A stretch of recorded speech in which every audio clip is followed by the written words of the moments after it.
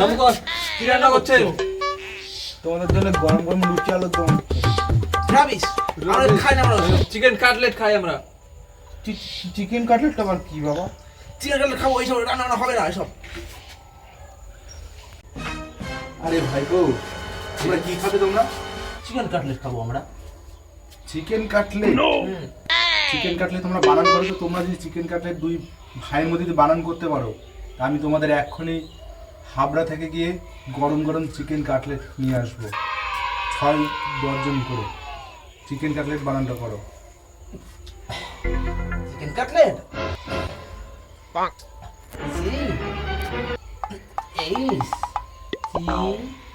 আমি খাবো না বাবা রে।